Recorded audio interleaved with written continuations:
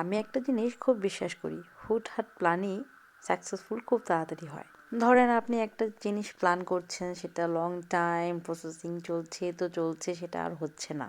Even same জিনিসটা আমাদের সাথেও ঘটে গিয়েছে। পৃথিবীর সকল মানুষই 31st নাইটে বারবিকিউটা প্ল্যান করে খাওয়ার জন্য, আর আমরা 31st নাইট থেকে প্ল্যান করতে করতে করতে করতে অবশেষে জানুয়ারির লাস্ট উইকে প্ল্যান সাকসেসফুল হয়।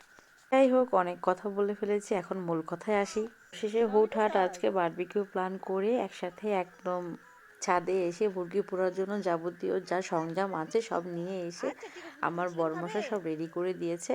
আর বাকি মুরগি সুন্দর করে পোড়া প্লাস চুলার আঁচটা নিয়ন্ত্রণ রাখা, যেমনি যা যেভাবে করতে হয় সম্পূর্ণটাই করেছে আমার দেবর।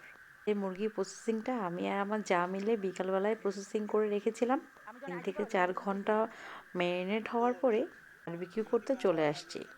তো খুব সুন্দর করে বারবিকিউ হয়ে গিয়েছে, এখন সুন্দর করে সার্ভ করে নিচ্ছে আমার দেবর। এই চুলাটা বানানোটা এত সুন্দর হয়েছে না। তো আমাদের বারবিকিউ হয়ে গিয়েছে, এখন বাসায় চলে যাচ্ছি আমরা ছাদের থেকে। আর এখানে আমার যা সম্পূর্ণটা পরিবেশন করছিল, নানটা আমরা বাইরে থেকে নিয়ে এসেছি, বাড়িতে শুধু বারবিকিউটা করা হয়েছে। হোক, প্রয়োজন মতো সালাদ টালাদ কেটে নিয়ে এসে এখন আমরা দুজন মিলে পরিবেশন করছিলাম। দেখেই বুঝতে পারবে এত পরিমাণ জুসি আর এত খবর মজা হয়েছে না। একা একাই খাওয়া শুরু করে দিছো, কি কেমন লাগছে? ভালো লাগছে। বাবু কেমন লাগছে?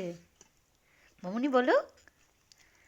ভালো লাগছে। যে কোনো খাবারের রিভিউ বর্মশার কাছ থেকে না পেলেও বন্ধু শোনার কাছ থেকে 100-তে 100 পেয়ে যাই।